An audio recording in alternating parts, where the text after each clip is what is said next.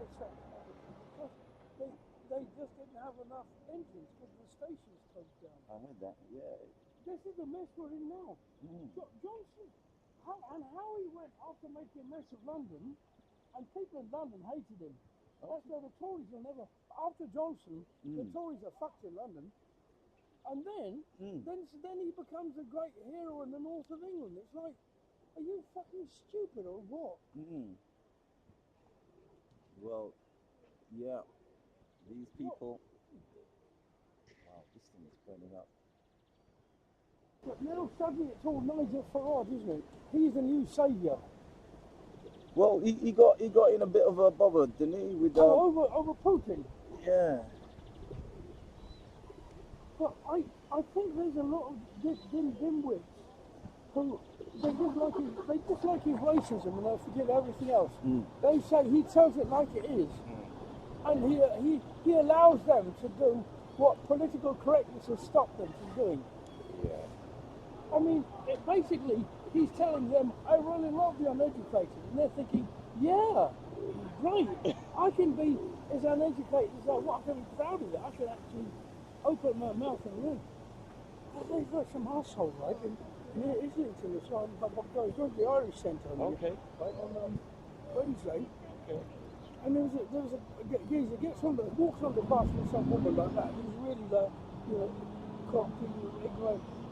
Don't vote. Yeah, no, vote for me. Yeah, vote for. And I said, yeah, okay, fair enough. All right. We're more or less ready. Just stand there.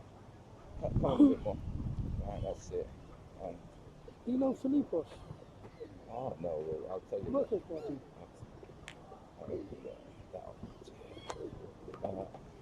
Just stand there. Don't have to be that way today. Yeah. All right. Okay. Okay. Let's go and do our intro. I'll tell you about that. Yeah, sure. Hi, Graham. Hello, Baron. yeah. We'll get it right soon. Yeah. Yeah, I'm trying to build up a personality. Personality. Kind of thing, yeah. So let's start with the day. What's Baron Ellington. Duke Ellington. Duke Ellington. Yeah, well, after his pay rise. Yeah. So today's date. Today is what, the 28th or something?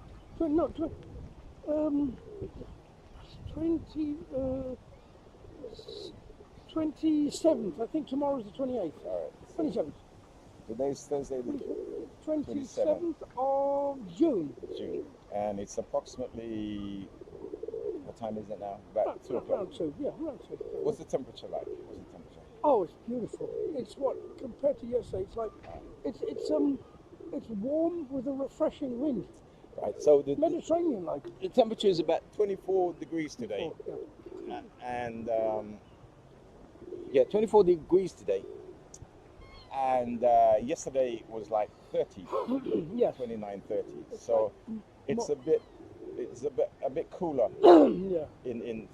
And because some pollen, like it could be because this is this is a reservoir. This is part of the water purification thing. So they have to aerate the water. So there might be some antibacterial thing that's mixed in with the water in order to purify it. Sure. So that may be the effect of what we actually could feeling, be. So 27th today, temperature is about 24 degrees. Where's that location? Where are we at again? Finsbury Park. Yeah, Finsbury Park. Lovely Finsbury Park. Yeah. Next time, the centre of the known universe.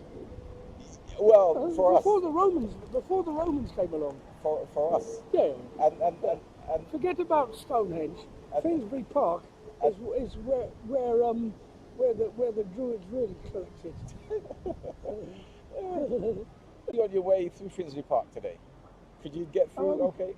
I saw like this sort of corporate takeover again, like I say every year. It's only going to be for a couple of days, but they build up these huge walls and it was hard to see anything. And we corralled in a sort of space, because they want to have this big private expensive parties. And I do understand that because of the underfunding, that the borough wants to get some money through parties and what have you. But it always feels like an imposition. I mean, I want to exaggerate. I'm not really bothered that much, but you know, it just feels like that, doesn't it? As long as with everything else. Well, it is. I could see a sandstorm. Can you see the dust blowing across there? Sandstorm, Yeah. And so there's a wind blowing up. I mean, yeah. it's obviously thing faster over there. All right. So yeah, we got the wireless festival next week, and the people are actually building. Well, it's Glastonbury now, isn't it? I mean, festival time. I met some. Yeah, I'm coming out of Tesco's, and I saw some young people using a hired minivan. Young men and women. Hi. Good morning, sir. I'm doing a podcast at the moment. We're live now, so I can't talk to you. All right, that's very good. We're doing a podcast. Thank you. Bye-bye. Yeah. So, yeah. Well, you want a sports place? It's over there. Yeah, sorry. Yeah. So, yeah. Anyway, it's probably training. Is the Olympics going now? I don't know. Yeah. Anyway, it doesn't matter. Let's just keep Are you focused. saying about the money raising? Yeah. Well, yes, they have to raise money because everyone's got to do that now. The councils are all broke and they've got to find any way of raising money, and of course the park is has festivals and they can get the cut from the money that's raised.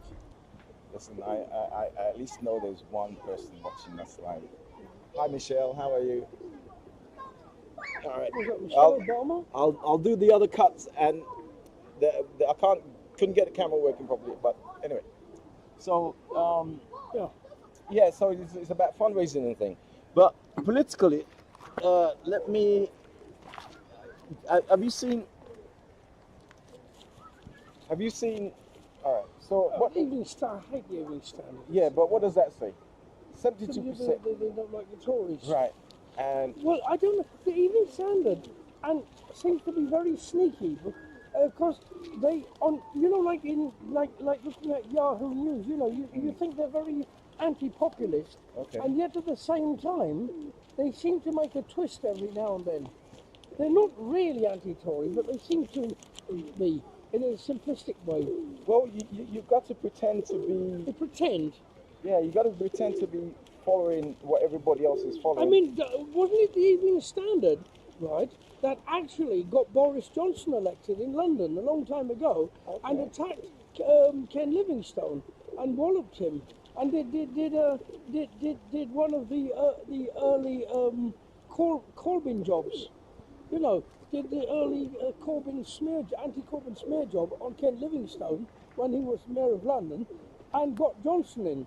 But after a couple of years, Johnson made such a mess of things that they turned against him. Do you know what's funny? I can't really. They're run by some Russian oligarchs and you have to give it up. You have to give it up. Osborne and I can't. Osborne. The Russian owner had to give it up because once the war started. Russian. Yeah, once the war. Not because he was a millionaire. Because he's Once the war started. Once the war started. Where was it? Yeah. It's all petty and superficial, isn't it? Yeah, once the war started, all the oligarchs had to run for it. Actually, it's really amazing. Yeah, so you can have anti-Russian prejudice, but not prejudice against Russian money. All right, so the page that's actually missing, the funny thing is, anyway, the page that's actually missing says actually only 45% of people actually think Starmer is okay, right?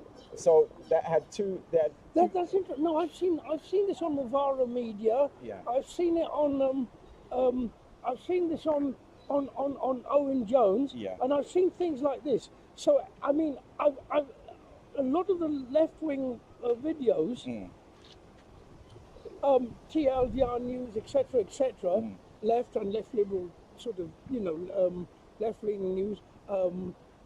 Colonel Damo.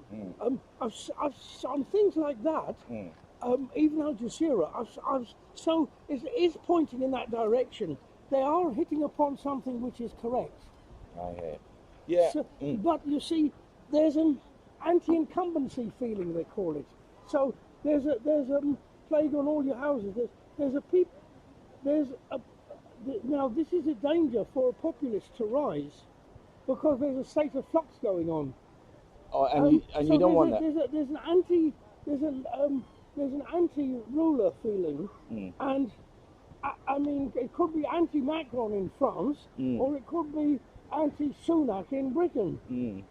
There's a kind of people are sick of the Tories. I mean, they're 14 years of destruction, so it's an anti-14-year Tory vote, but it's not a pro-Starmer vote. It's an anti-Tory vote, which is quite dangerous, really, for democracy. Which means what?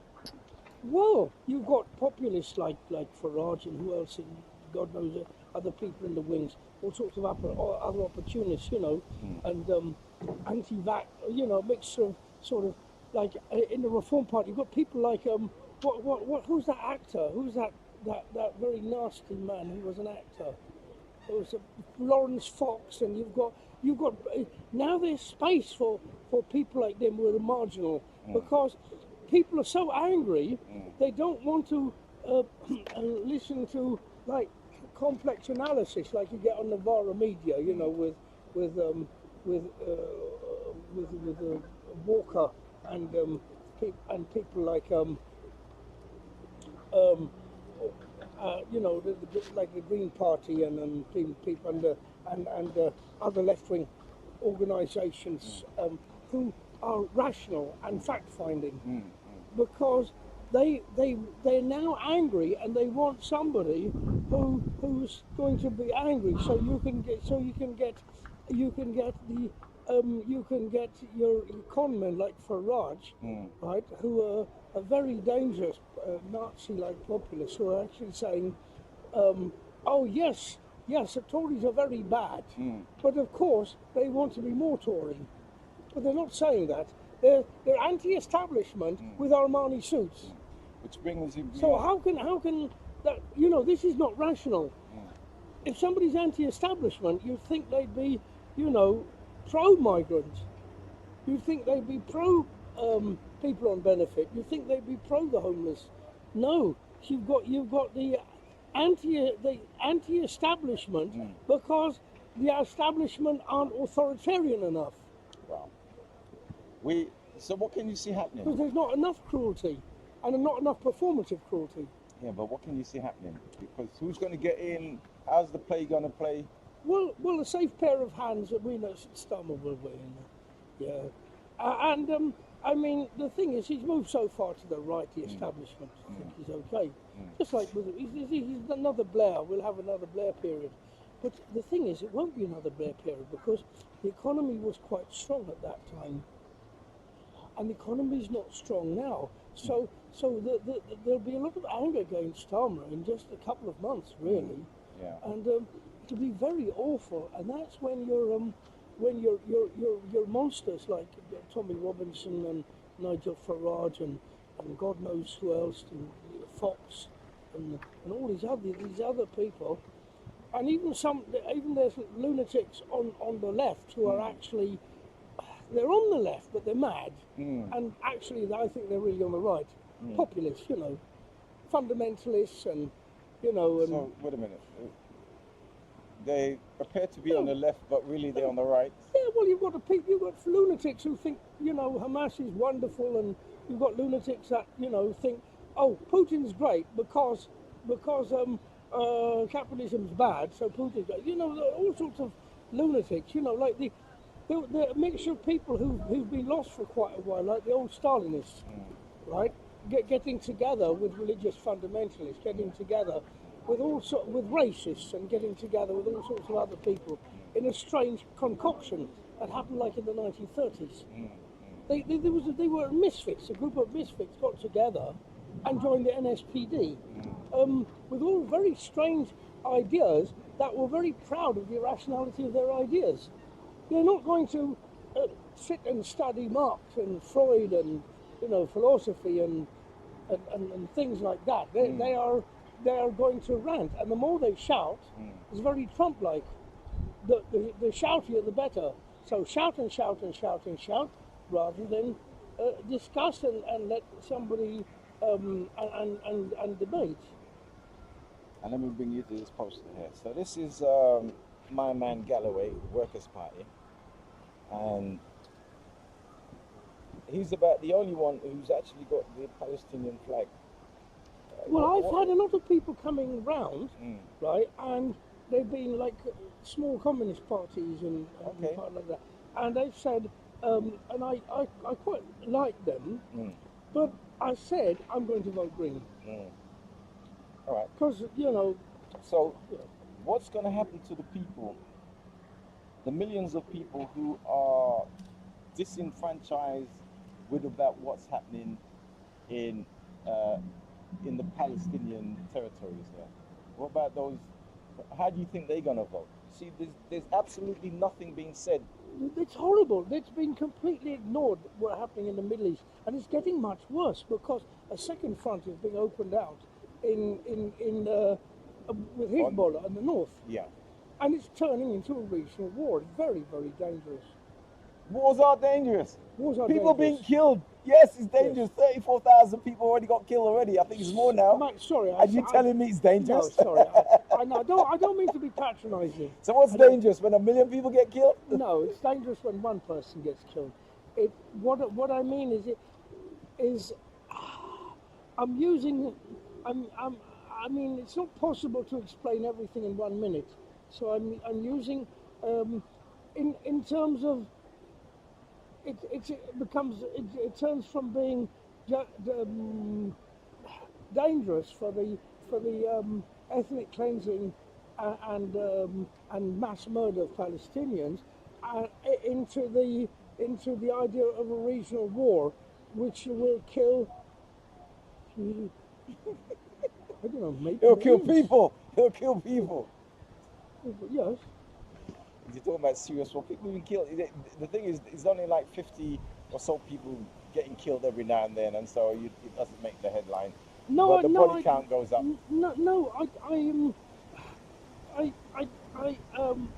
I think there's probably more people than we are told are killed, because every time there are Palestinians who are brutally murdered, we're told it according to the Hamas thing, right?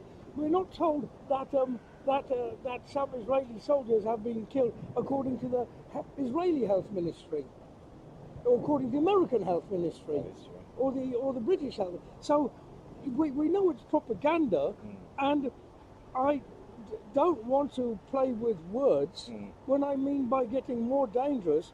It'll be more dangerous in terms of the gambling of the ruling class. You know, they haven't managed to solve the Yemen crisis yet. They're still sinking ships. And they haven't, you know, from their point of view, they haven't managed to conquer Hamas, and they can't. So that's from their point. So I'm saying, when I say dangerous, I'm probably talking slightly theoretical with a kind of intellectual hat on, right? And if they want to solve the migrant, was it the Straits of where is the British boats? And the aircraft carriers and where are they at? In that straits there by Bahrain, they're shooting down. Oh yeah, the Strait of Hormuz or something. Yeah. If you take one of those battleships and you park it between England and France, and they're so big. Yeah. But I tell you what, if that happened, there'll be more English people going to Europe looking for work than there will be desperate migrants trying to save their life, running across the deck over to Dover. And what is the figures for people in England going to Europe looking for work? And we're not going to be told that. There's a massive emigration when the word immigration is never used, because we've been told immigration is frightening. Expat, these people who live over in Spain, yes, these people who live over... Patriots, expatriates. One of the... People used to be patriots who are now who are now colonial patriots, Right. part of the British Empire in Spain. When did we have, was it Black Wednesday? Who was in charge of the economy then? It was Nigel Nigel Lawson. Lawson. Do you know where he lives? Probably is it France? Got to be somewhere. Say France? Yeah. Oh. He's in France. Oh yeah, Brexiteer in France. Yeah.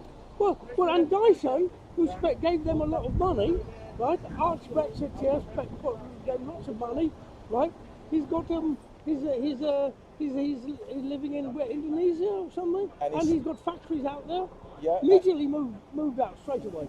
Yeah. Well, these Brexiteers, lot of them, the funders, and the politicians themselves are in Europe because they're part of international capitalism. They're not nationalists really. They say they're nationalists, but they're games playing, aren't they? And how is Mr. Weatherspoon doing? Oh yeah, Tim Weatherspoon. Weatherspoon, Mr. Tim something or other. Yeah. So these are the great Brexiters, right? Yeah. He now wants European special permit for European workers. He wants to be given because he can't get the people to work in his friggin' pubs. In his cheap and nasty pubs that all look the same. Yeah. Yeah. At least they're cheap, you know. A Weatherspoon, you can get a cheap pint. He's trying to do the McDonald's. Yeah, but the thing is, KFC if he can't get enough people, he's going to have to put his prices up, which is the paradox. Okay. Oh, Yes. Things are meant to be. If he's going to have to pay the English wages, right, and you know, and even that he won't get people to to do those kind of like horrendous zero Talking hours. about English wages. Do you know who's on strike today? Nurses and doctors? Yeah, victory. Yes, well done, brilliant. And do you know what percentage rate they're asking for? I think they want maybe they want more watercress on their hamburgers. They're talking about 35% increase. Yeah. But remember what I said? I said the government cannot pay the bills because the government lies to people. One of the best lines that... Well, they won't tax the rich. No, any party says they won't tax the super rich, right? Which it doesn't include which isn't the Greens, the Lib Dems, funny enough, whether they mean it or not, and other groups, right, and other small groups, right.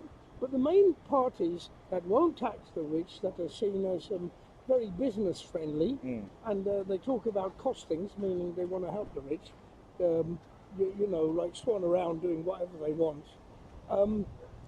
Well, that means that mathematically they haven't got the money to be able to do anything else. So they'll just be able to make more austerity, more cuts, or higher taxes. Right. So one of the things that what's the name used to hit Jeremy Corbyn when he was leader of the Labour Party with, she used to say there isn't no magic money tree. But for America and England, there is a magic money tree. But let's go over to Kenya. Have you heard the story? I saw it on. I saw the real some of the real story on TLDR video this morning. Have you heard the latest? No. He's withdrawn. Oh yes, I heard that last night on the BBC. Right. Yeah. Right. Yeah. Now, He withdrawn. why the government can't pay the bills is because it's not telling the people the truth, right? The Kenyan. The IMF. Yeah. Well, basically it's the IMF, right? And he gave that into them. Yeah. Right? They take control. Do you know what one of the good things about right, that riot they had in Kenya and that attack on Parliament and that? It was Kenyan People. Kenyan. It wasn't the Kikuyu and the Maasai and the killing each other. Yeah. So it didn't work. This tribalism thing didn't work. I think the Europeans and the Americans can learn something from that, from Kenya, right?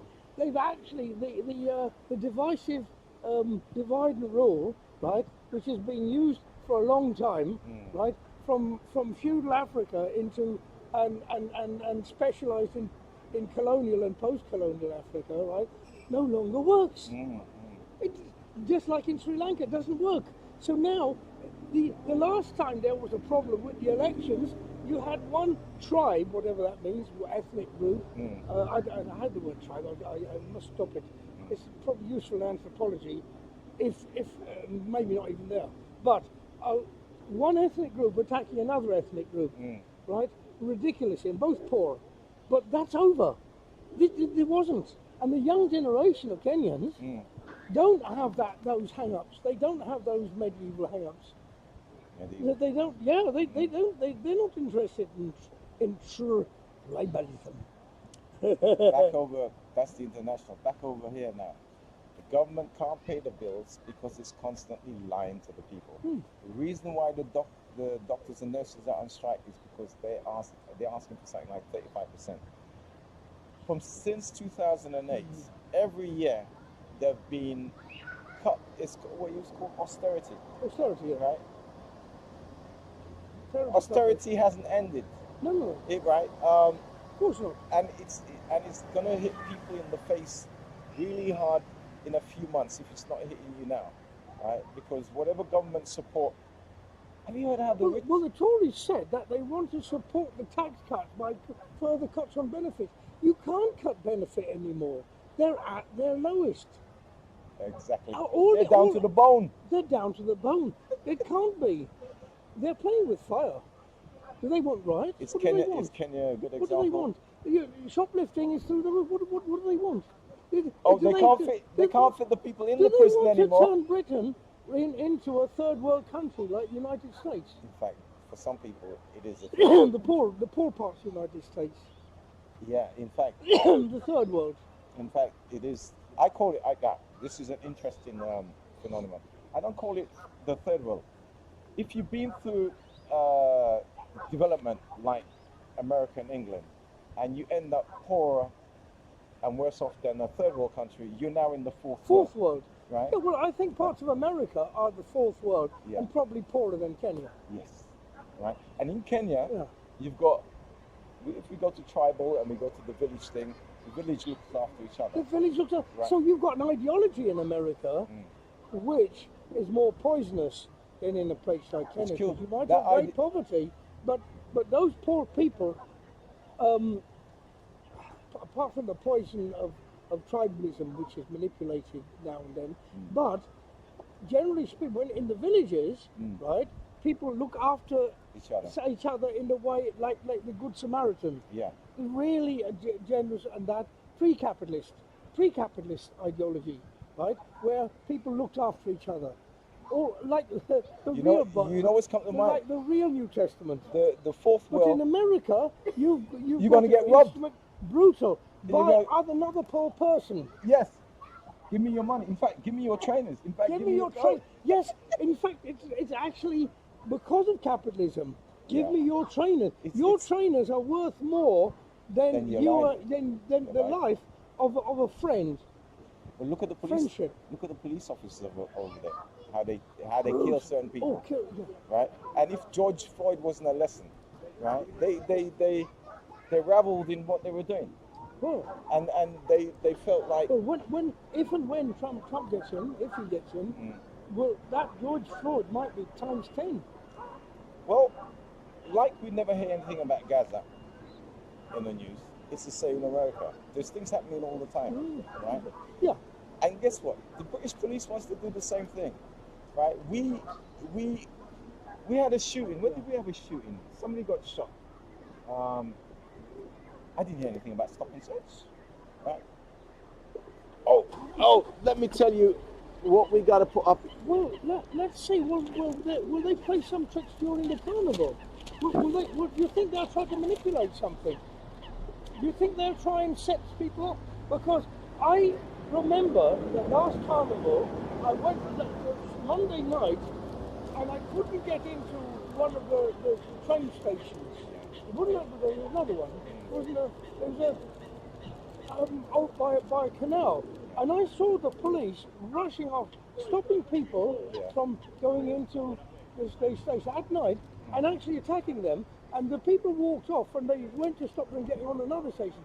They provoked and they provoked, and there was no response. Yeah. Very, very wise, no response. But I'm just wondering if with all the tension there's been raised, I wonder if they're going to try something nasty like that. I have been to Carnival for over 30 years. The first riots they had, I was there watching it. Over the years, I became part of the Carnival committee. I had to negotiate with Kensington and Chelsea Council. I had to negotiate with the 3 police officers, Condom, Roach and Palmer. Condom became Commissioner of Police, right? He used to get driven to the meeting in his chauffeur-driven car. I just about had enough change to catch a bus to these meetings, but I was in those meetings. After 5, 6 o'clock, the whole atmosphere in Carnival changes, right? Yeah. You would see, When it gets dark. right, you see a changing of police. Suddenly, the ones that come out and dance with you, Yeah. The Suddenly- community. suddenly goes back into the barracks. And the and suddenly paramilitaries The come out. paramilitary, With no numbers. no numbers. And completely. Well, some of them are supposed to have a number at the back of their helmet, right? I don't know who that is for, right? So yeah, no badges or whatever. No. So visors and yeah, the Roman Right. legions. right. And they get pretty frustrated if they've been sitting in the van and they've travelled and overnight, and then suddenly it's the witching hour and nothing's happened because they just the adrenaline and things. Adrenaline. So what the people who've got adrenaline and things, they go and provoke something out there, even when there is nothing or innocent people, they go and provoke it just to get their rocks off, right? But anyway, so back to the thing about policing and the media. Aristocrat guilty over secret death, right? Now that's today's newspaper. Look at the glamorous picture. Right? Do you know about that story? It was 2 of them that ran No. away and they had the child, right? And the picture they show of the black guy is the most ugliest picture Yeah, of ever, course. Oh, right? I see. Now Yeah. this is front page. Is it front page? Well, it's an aristocrat has to be shown smiling. Right. You'll never ever see an aristocrat scowling. Guilty. This is a convicted criminal. Right? It's a convicted criminal. Let me show you. And this is a little bit more. This is a little bit more of the story then. Now look at the picture. How they show my guy. This is her when she's on the run. But yet she's found guilty, and you put the most glamorous picture. Do you remember that? Yeah, manipulation. Do you remember that girl who, it was, I don't know, about 10, 20 years ago, who shook, she was a nanny in America, and it was an Indian couple, and she'd shaken the baby to death, Oh yes, and yeah, right? that's right. Nobody in England thought she was guilty.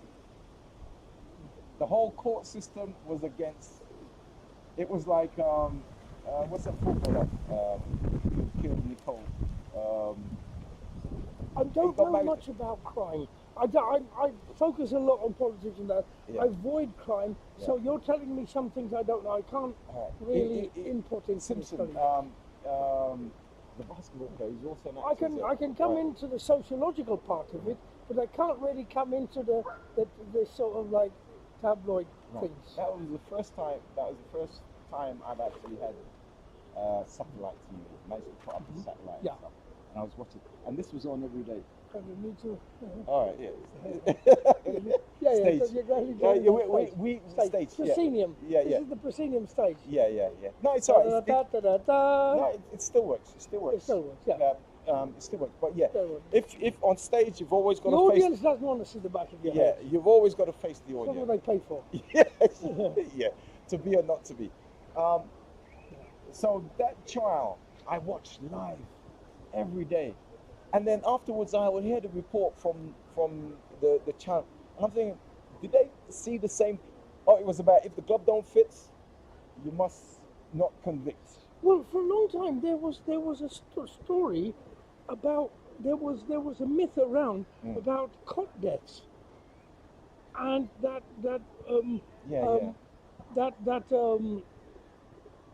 a lot of women were actually killing their babies, and but it was a grey area because they were not killing them by in the usual means. They were doing this through some kind of neglect or what have you, and it was more ethnic minority women, of course, you know, who had the inability to bring up their own children. But what it came out, there was a medical report came out, and it was saying don't put children on their front, because they'll get smothered. Right. So now this is the new thing. So that's that doesn't explain the whole thing, because you know these things don't have any hard and fast rules, but it explained quite a lot of things, and then it was never heard of again. This was science. Now, you think populism is not, as you see with Metro and Evening Standard and The Sun and Daily Mail, right? Populism is much stronger than science, an objective fact, right? This is really not for the university. This is meant, you know, this is meant to create anger, hostility, resentment, malicious gossip, and scapegoating. And that's what it's meant for. This is dog whistle land. This is scapegoating land, and the people who are to be scapegoated are chosen, and the target audience to be scapegoaters are chosen. All right, back to this, and back to the inequality, and you talk about Carnival. Starting exactly the day after Carnival, we have some broadcasters. They come out with this chant, ban the Carnival. They've been doing it for 10 years, right?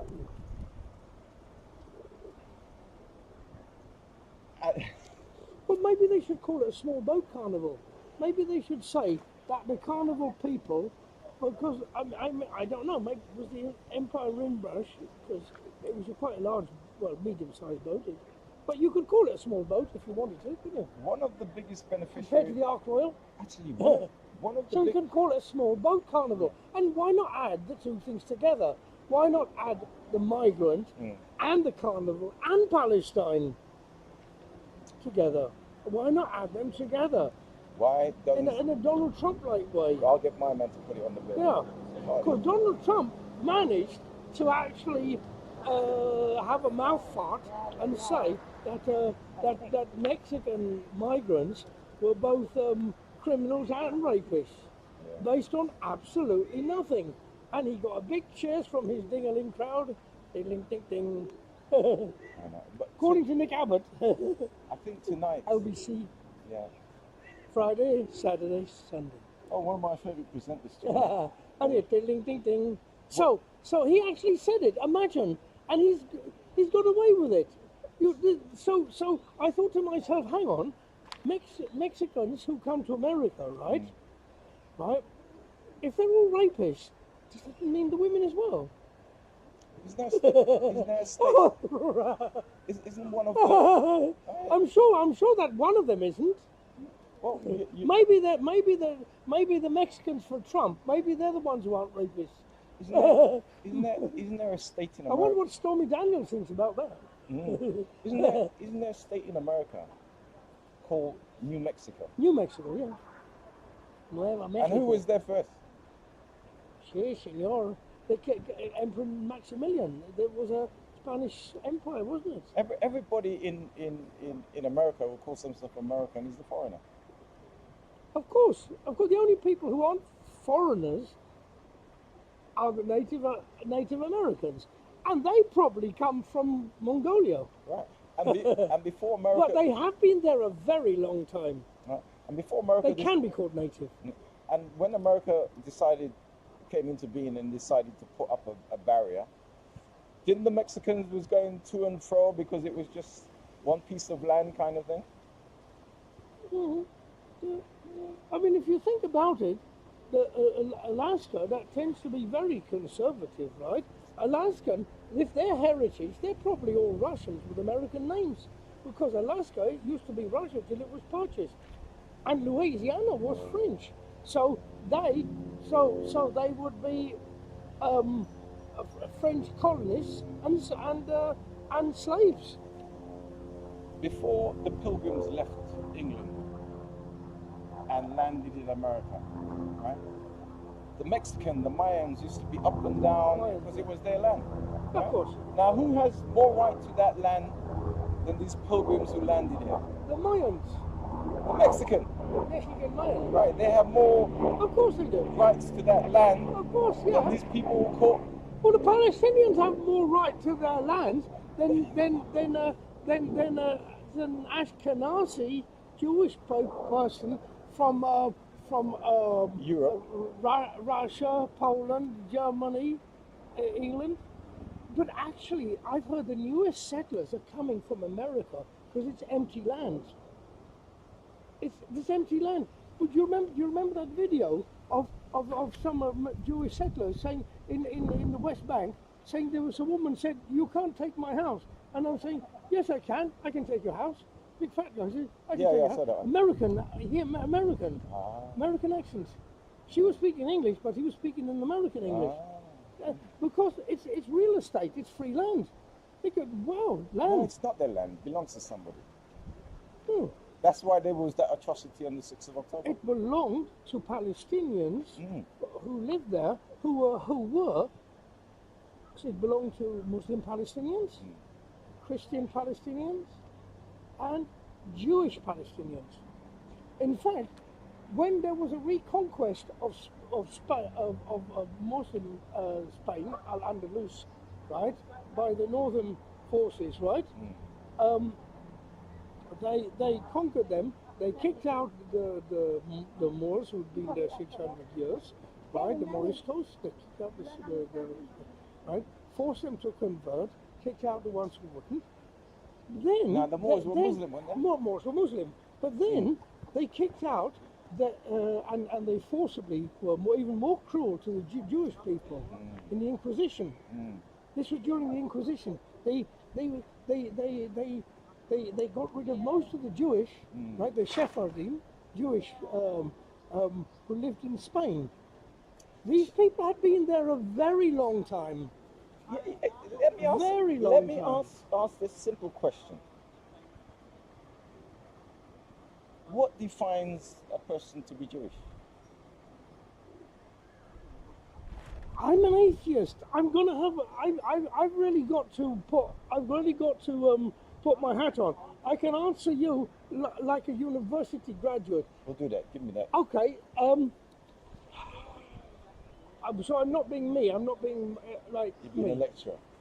Okay. Let's see. I don't know. I suppose if they have their traditions of the Torah, if they read it and they tradition of the Torah, it doesn't. Would a Christian maybe be defined by reading the Bible and having traditions And of how Bible? many versions of Jewishness is there? Oh, there's lots. There's lots of versions of Christianity, and there's lots of versions of Islam. In fact, there's lots of versions of Buddhism. And yet, we are sending weapons from England, right, to Israel. America is sending weapons. To kill other human beings. Right? And They're called Palestinian, but they could be called anything. Right.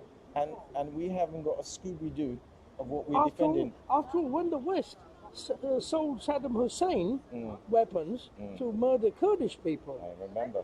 Yeah. And they told the Kurdish people, "Oh, go and attack, Yes. and we back you." And then Saddam got upset and he gassed them with the same gas that he was sold. Nobody likes the Kurd. Everybody hates the Kurd. Kurds and white. Now, So yeah. So if you want to have milk, don't have any Kurds. is there such a place as Kurdistan? Kurdistan. Well, historically, yes, of course, it was an ancient historical area that was part of Russia, part of Iran, part of Turkey. Yes, It's probably old. It's probably as old as older than the Ottoman Empire. Very, very old, isn't it? It's like maybe from the King Darius you know, you look at Mesopotamia, King Darius of Iran. You're looking at Hittites. Yeah, very ancient peoples. So what happened to the Kurds? What happened? Well, they're not allowed to have their land, are they? You're not allowing them to call themselves Kurds, or Well, even not allowed to call themselves Kurds. No, they're called in Europe. They're called terrorists for Yes. being Kurds, not for doing anything. For being Kurds. Yeah. For being Kurds. Bean curds, you know, that's a good Yes, good but you food. see, That's the a thing Chinese, is, right? yeah. The thing is, they make a tomfoolery of the post First World War settlement when the League of Nations cut up the Middle East. So it's only five set of people, and they disbanded it like a couple of years And afterwards. they cut it up. Right. But then wasn't Africa cut up into segments? It's And still- wasn't Asia cut up? And wasn't South America cut up into segments? It's still got the knife wounds, the straight lines. Straight lines. There is no Well, territory. look at the straight line. It's been cut up. Look at George. Isn't that a straight line? They're still suffering from the cuts. Isn't that a straight line? It is. It is. Suffering from the cuts. I like it. Okay. You've got me there, right? Yeah. So that's It's 1-0 to you. It's a heart. It's a cut through the cut through the heart, our heart and soul and our traditions, right? And suddenly this military force, great military force, decided. And Well, I actually worked in the Israel. I went there when in my 20s, right? okay, And I worked on a building site in a lab trying to get the money to leave, right? Remember Because the I bottle? couldn't money to get on a divorce, I couldn't. oh, there it is. Yeah. And I got the first job in a couple of days in the Arab hotel in East Jerusalem. Okay. And then they got the money, money to go down south to Eilat in the Red Sea coast. And that's why I was working in a restaurant and I got ill, right, and with my leg with some infection, and to get insurance for the hospital, I worked on a building site as a labourer for a company called Solel Bonnet, big building firm, and the hot sun was horrendous, really.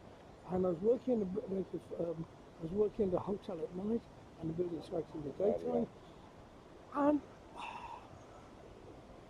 what was I going to say? I was going to say something. What was I going to say? We're talking about the Kurds and the Kurds. call themselves Kurds and Yeah. Well, this is a funny story, and it's particular, and it's a very odd story. I'm on this boiling hot building, and I went to hide in an unused building, one of the To get one of out of the heat. Get out of the heat. And while I was in there, I met an elderly Arab man who was working on the buildings next to it. I think probably a labourer or something, very old. We were both there together, and he shared some food with me. Food and water. Then he sang a song in English, in very good English, Twinkle, Twinkle, Little Star. And I asked him if he spoke English, but he couldn't. Right? And I had to ask other people in the workman's hut, right? Right? Where did he learn that? The other sort of Arab. Yeah. There was also Africans as well who worked there. There was Arabs in Africa. The Arabs were more the bricklayers and carpenters and that, and the Africans were the labourers. But anyway, I asked them where did he learn, and they said to me, oh yes, because of the British mandate. He'd been brought up in that time, and he went to school. He'd learned that. So he'd learned to British nursery rhymes. But he didn't know the language. And I thought, is that a funny small world we live in? no, it isn't. Isn't it a strange world? It isn't. Let me just double check on this, make sure we still got some. Yeah, we still got. I've got to get off from there because I've got to go and do the key quickly and come back. Well, try a little thing. All right, look, go off, and I will keep them I'll be quite quick. entertained. Right. So, the government cannot pay the bills. The reason why the government cannot pay the bills is because it lies to you all the time. The nurses and doctors are on strike today. They're asking for 35%. From 2008, when the market crashed, every year after that, people more or less didn't get pay rises. They got pay cuts because the little increase that they had was never enough to pay the bills at the time. The other thing they had to do, they had to reduce their costs. There were cutbacks every year, cutting back staff, people increasing their workload. So if you work 8 hours, you'll be working 10 hours for the same money. So we reached the point now where you can't. It was Theresa May who used to say to Jeremy Corbyn, "Where is the magic money tree?" The thing about the magic money tree is that America and Britain, and I don't know so much about Europe, they've got this thing called quantitative easing, right? Where they actually create money, right? Now, it's interesting that the Japanese, was it Japanese Prime Minister or Emperor? Anyway, Japanese Emperor was here like yesterday. Emperor, yeah. Right? Now, Japan has a 200% GDP to debt. Huge debt. France has been told off by the European Union monetary because it's running 113% of GDP. I saw that on TLDR News. Right, but in fact, why they got told off is the monetary people in Europe said it looks like it's going to go up to 137%. Right, Britain is on 96% at the moment. Right, it might even be higher than Kenya. Who knows? It might be. Did I check Kenya's? No. Actually, I could do. I didn't check Kenya's. I did do some checking on Kenya. It'd be interesting. But you see, what is interesting about the Kenyan president is that he was probably, that's what he needed to do in order to keep up with prices. Yes, they were. No, actually, when he brought in the taxation, they were very pleased, and he was going to get another loan. Now they're unpleased. They're not pleased. You see, so there'll be some pressure on him from above, because he's got rid of the pressure from below, but now we get the pressure from above. I mean, will there be a coup to get rid of him? Who knows? You see, this meeting of the... It used to be in the 60s and 70s, wasn't it? Yeah. There may not be. There might be other tricks to be used now. It's like Nigel Farage. He's planning a coup, right? But when he gets in, right? Constitutional. Well, I should put some money on it. Oh, by the way, talking about putting some money on it, how many cops and how many ministers? I think it's gone up to 18 now, isn't it? Yes, get more and more. They're finding more and more. It's a flood now, isn't it? Tell me what you think. I'm glad that it's happened just before the election. It couldn't have been a better time to come out. I think we won't hear any much more. I think it'll be covered up quickly. We won't hear much about it later. I think it'll, I think like Partygate, we don't hear much about that. And the PP scandal, I think it will be buried in a while. But it's very good that it's happened 1 week before the election. Excellent.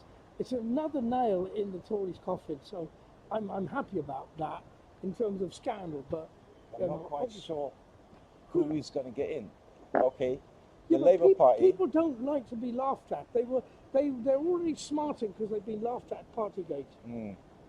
Although it's forgotten about by the top, on the bottom it's not forgotten about. And when people, and this is being resurrected by the betting scandal. You see, betting shows contempt. It's contempt, isn't it? Right. Now you talk about Partygate, but we're programmed to forget what it was all about. It was people dying. People dying, yes. From COVID. From COVID. Yes. Thousands. I can't. In old people's homes, the UKIP voters, the people that voted Tory or UKIP, the Nigel Farage and Boris Johnson voters, right, were actually thrown into the sea, that the COVID spread like wildfire because there's a social care problem. Isn't it paradoxical? No money into social care, and yet all the parties like the sort of elderly conservatives, they praise them for their great patriotism and the war heroism and that, but social care where they need low-paid immigrant workers to wash their bottoms, and they don't give a damn about them. They don't give a damn about elderly people. I think there's a wall in Westminster somewhere where they've got a heart for every person who passed away. Not been mentioned. I haven't heard any of this been mentioned during the crosstalk. It's been forgotten about, hasn't it? Just like Brexit's been forgotten about. Brexit is a huge problem, and the trading partner, right? A massive problem. I mean, one of the things that will increase economic growth will be a customs union and trading, but that means freedom of movement. But a customs union is the only thing that is possible to get growth. Otherwise, it isn't. There is no growth possible otherwise. And I'm talking ordinary capitalist terms about trade. You see that demographics there? The one. I should have put a battery on that. It's still running. That's good. Yeah. Demographics. The people in the old people's home who are likely to switch to Nigel Farage's party. Well, Donald Trump did very well in California. In Florida because of the retirement. Yeah, I think I saw some clips where he was actually down there. He was canvassing. Why do you think he's made his home there? He'll soon have to live there at the age that he is. Yeah. He probably. But somehow it's only he gets away by criticising Joe Biden's age. Oh, he makes a lot of dementia slips as well. Tonight. He makes a lot of dementia slips. Tonight, live, I don't know whether it's CNN or CNBC or Fox News, there's a debate. Guess between who? Oh, Trump and Biden. Oh, tonight. Goodness me. Tonight. London time, it'll probably be about 2 a.m. in the morning. But check into your local station. Yeah. Oh, they actually might, Sky News or the BBC might actually carry it, right? Because it's so interesting. Right? And then again, late night programming, they haven't got much because they just tend to... Have you noticed Farage has said very little about Trump? If you think he's that courageous, why doesn't he go around talking about Trump? He can't at the moment. Not until after the 4th of July, right? So he'll keep... But the other thing, I haven't heard much about Tice, the person who formed the party. Well, yeah, but he's just a manager. He's just a managing director of that private company. You see, Reform is a private company owned by Farage. It's a company structure.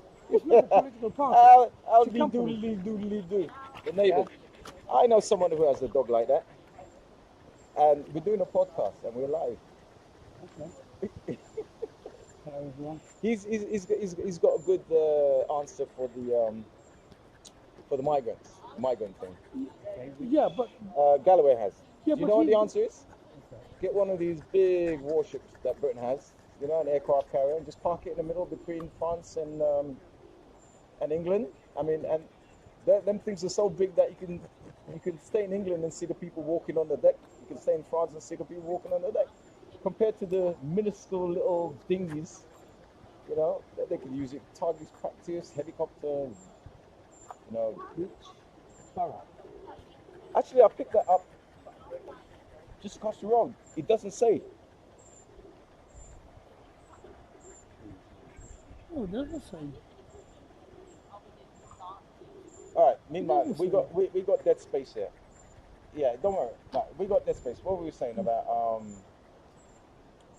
where were we? Was it Farage? Yeah, and the elderly who died in the care home. they're more likely, they're more likely to go to Farage, go and vote for reform rather than the traditional conservative. Well, you see, Sunak is really, he's a right-wing banker, a Thatcherite, Yeah. but he's never been, he really doesn't strike me as that interested in social issues. So but he's been playing the populist card during those phony unelected elections. Yeah. In the Tory party elections. So the Tory base are out and out racist, and so he's been pandering to them, and he's built up thing with the Rwanda policy, anti-migrant hatred. So now he talks like sort of fascistoid, and people, and he's built up the thing, and now they want the real fascistoid. Let's go back to France. And he's actually allowed for us to happen. Because the only if a right-wing liberal keeps talking racism, people will say, okay, but you're not the real thing. We want the real thing. You're right in all you're saying, but we want somebody who actually is that. We go to France, and while Le Pen, when is his election or his erection? His election. He couldn't get it up. Stand firm for the country. He's really blood. Oh, that's why they talk about blood and honor. Did you know for a man to have an erection, it takes so much blood out of his body. That's why it doesn't happen for long, because it actually drains a lot of blood out of the rest of the body. Oh, that's why men fall asleep afterwards. Sorry, ladies. Anyway, back to France and the far right, and Macron decided to all of a sudden start to do this election. Yeah, but he's been pandering to the racism, but he's actually whipped it up. He's actually the part of the problem. And this patriotism and nationalism, especially in Mali in Africa, he's been playing the race card against Muslims, right? You know the banning the hijab. Banning the hijab, yeah, and also the burkini, yeah, and fucking ridiculous. But burkini. But it's funny you say that. So he's been playing that card. He's been playing that card. But now the French people have Le Pen. Is it Le Pen? And the woman. Yeah. Marie. Yeah, but that's called legitimization. Right. You see, let's talk about everyday terms. But we come into a room, right? And you say something outrageous, yeah, about say homosexual. Just say homophobe, right? I say that's really awful, right? And then the other people in the room say, "Well, I understand you." I said, "What?" And then I understand you. And then there's one man that's quite slimy, but he might be himself sort of in the gay community, right? And you say, "Oh, I understand what he meant." And you say, "Look, even he understands what I meant." And now I'm on my back foot. And now these people have gradually changed the conversation. The terms of the conversation have changed. So now, right, the line's been crossed. So now there's no more red line. So now, right, and you say, well, I'm just being politically correct. And I'm not allowing you and him and all of them to speak freely. And gradually we change this. So now, we've now re-legitimized the bigotry that took years and years to actually delegitimize, right, and stigmatize. So now it's destigmatizing.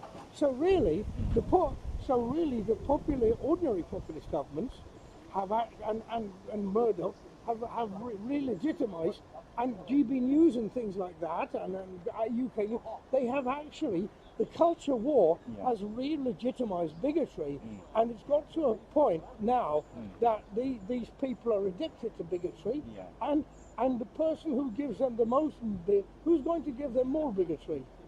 Yes. Farage is not going to talk about anything else but race. He says he doesn't like people who speak a different language. Perfect. And this is the trick. That's what you just said. Make me realize that when the French president decided to call for the election, the people have realized that person there is really, because he's played the race card, he set them off. That's the real deal over there.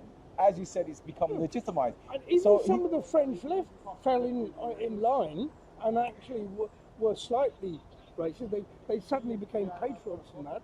And you can never out patriot a real patriot. So the more patriotic you become, so you could see what's happening in France. patriot is from the root word patriarchy. Mm. Yeah.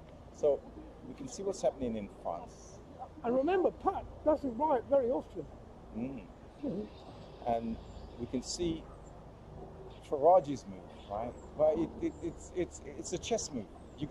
Some people say they can see what Farage's move is going to be. Well, you want to look at the chess, look all around the globe, chess moves. Modi, Erdogan, yeah, what was it, Orban, Le Pen, you know, Trump, Yeah. Putin.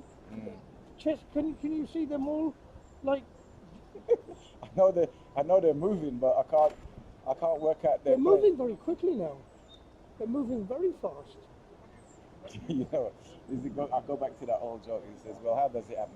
It happens very, very slowly, first of all, and very, very quickly. And now it's moving very, Yes, very, very, yeah, now it's quickly. moving very quickly. Yeah. And the thing is, what I remember somebody told me something about the Mein Kampf, right? Is that a lot of it's nonsense, right? But it's very punching, and It's entertaining. attack. It's Yeah. entertaining, and it's attacking, and it's Okay. so it talks about right. People will not accept a small lie. They call it a lie. Yeah. But if you tell a very, very big lie, Yeah. people will accept it. You legitimize a lie by constantly bombarding and make it very large. So large lies. Exactly what's happening right now in this. Like for instance, if we met and suddenly I said something outrageous, you'd be thrown off guard. A dead cat. I'd throw a dead cat down, and we'd be talking about the outrageous thing, and you'd be on the back foot, and I'll be. It will be instead of a conversation, it will be a tennis match, and I've actually got the first blow in. So this is what's happening now. Bombardment of irrationality and bigotry.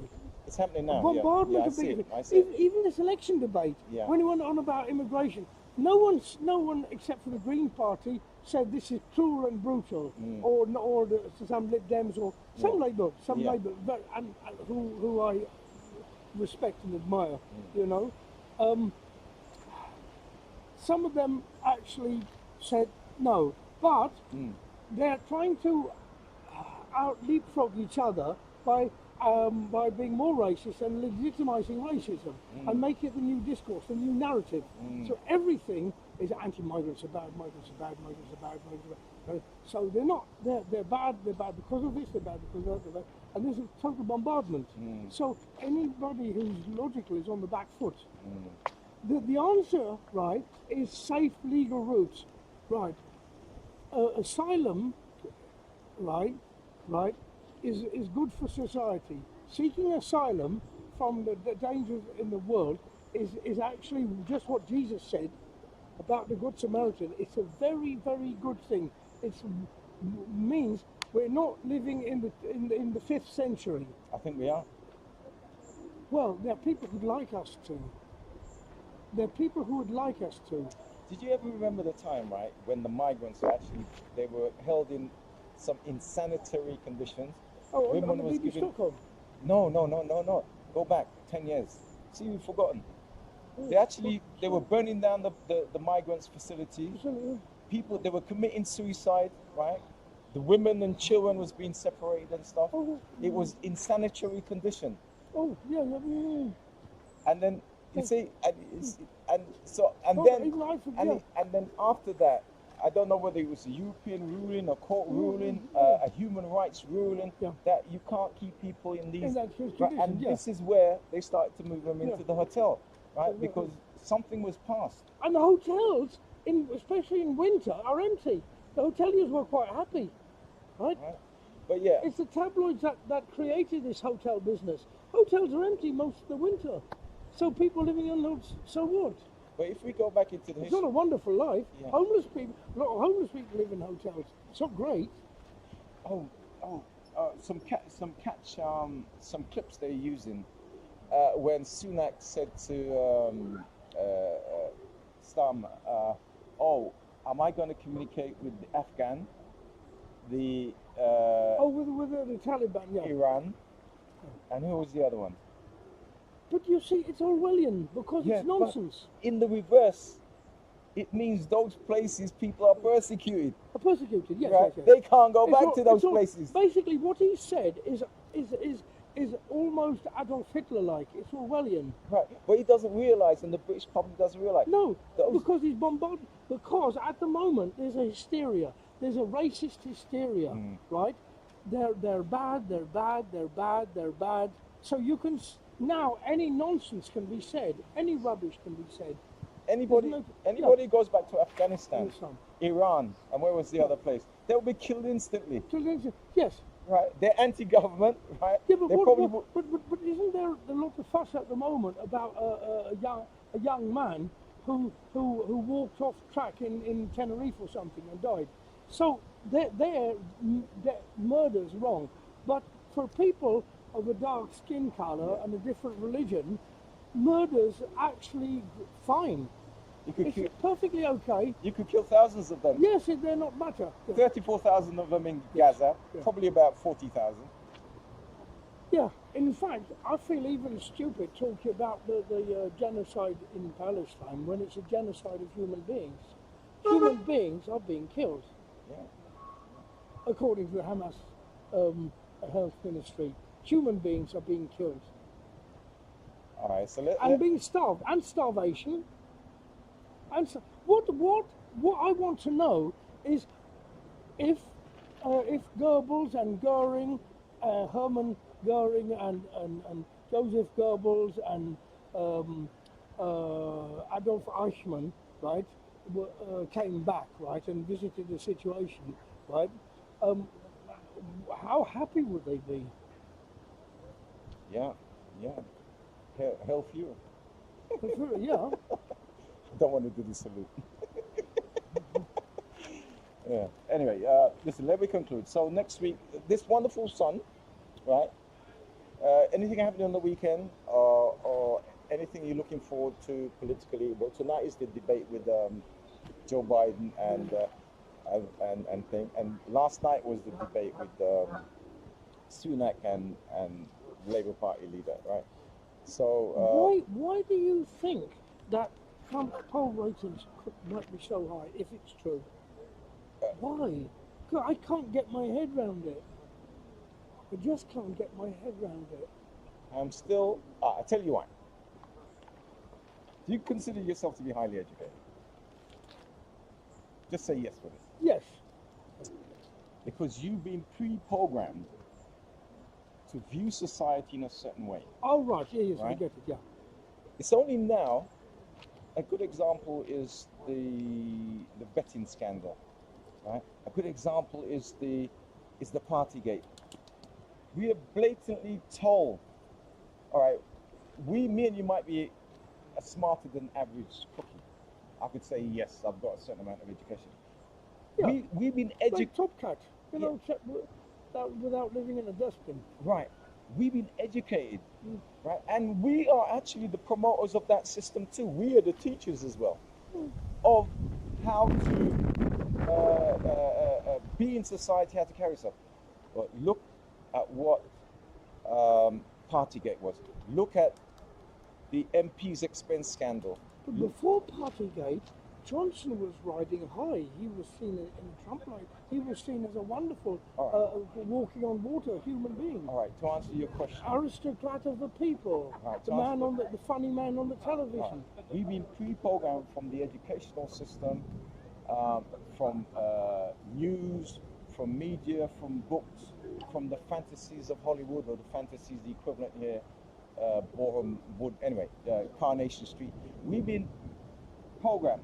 Now, me and you have lost some of that programming. We begin to see glitches in the matrix, right? And we're saying, wait a minute, that doesn't make sense. As our conversation is just, as the conversation we just had. Yeah. But others cannot see the glitches. Or they may see the glitches, but they just ignore it totally because they feel that everything is fine. Another false perception I realize of life is this. Because of the austerity cuts, when I look around, the people around me go, yeah, it's hard. And I'm going, I go over to a friend and go, oh, my rent's gone. I go, yeah, mine too. Because we're all sinking slowly, we don't see that we're sinking. No, people don't see that sinking very Right? slowly, yeah. So why is it? Well, I noticed the brutalisation of the homeless. Everywhere I see people begging. And I can't give everybody. I can only do bits and pieces. And I'm getting used to it. And other people walk past, they get used to it, and they think of them in the same way as cats and dogs, and maybe less. That's a good example. As not as human, so they don't see them anymore as human beings, right, that actually have a life. Right. And that have a family. Yeah, you can see and that have a value. Yeah, you can see the glitches in the system. People pass that every day, and they become normalized. They go Normalized? to they go to the media and an MP. Well, you know how many conversations I've had with people who I thought were progressive, and they suddenly jump up and they talk about people on the bench and say, yeah, but there are people who go around cheating, and I just get furious and I just say, no, I'm not having it. And I have the right response, because instead of trying to intellectualize it, I say, no, I'm not going to go along with that. Just think about what you're saying. Because if you can't start a conversation properly with me, then I'm not going to start it at all. Because they come out with this, and this victim blaming, and the conditioning. Why? So I say, when I say to them, well, who is this group of people, this undeserving group of people? And they can't say who they are. And then they get angry and they shout and they scream and they call me a dictator. They say all sorts of defense mechanisms because I've suddenly told them that they're brainwashed. Yeah. I suddenly said, you are Pavlov's dog. And that is the answer to your question of why. But Pavlov's dog in a bad mood, not Pavlov's dog in a good mood. And if over cradle to birth generations that has been right, it would even be in your DNA from the last generation, because the last generation fell in line. The last generation did things that way. The last generation are patriotic. Yeah. Look all this stuff about the D-Day parade, right? You know, can you it's gone, it's over. It's over. It's over. It's over. You know, many of the homeless, right, are ex-soldiers who were in Afghanistan and Iraq. They're not thought about. Why has this thing got to be a totem? Why does D-Day, which been nearly 100 years ago, have to be a totem? Right? Why does the Battle of the Boyne, right, have to be a totem for the Orangemen? Why, for 400 years ago? Why does you know, the Romans in Britain as that was a beautiful place? It has to be a totem. Why do these things? Why does it? You know, like the American national anthem is about what some battle in Texas. Which land and hope of glory? Star Spangled Banner. Yeah, it was a battle. It was a battle. Davy Crockett and that were defending something against land against Mexicans. It was about some American resistance against the Mexican settlers. All these questions that Professor Graham has asked, he will answer them next time. Listen, I hope we can get somebody along, and if they're bigoted, all the better. Because I don't just want to talk to someone that makes that can answer me makes me satisfied. I'd really rather hear somebody who talks nonsense and find out why they talk nonsense, or actually shout at them. All right. Until next time, it's good night from him. And good night from him. Let me just make sure this one. Yes, he hasn't given any, is he? Who's this? Yeah. No, there isn't. Yeah, there isn't a. No. No. Well, look, I don't mind all these people who came to visit me talk about Palestine. I've had a lot of those things through with also, and that I look at it good. I look at it as very good. They're not going to get anywhere, but I'm glad that they keep mentioning Palestine. Well, because it's forgotten about. Do you So as long as he does that, I don't care about the rest. Yeah, but remember the do you remember the where the Labour count? You said 20 of them in what's his name's constituency.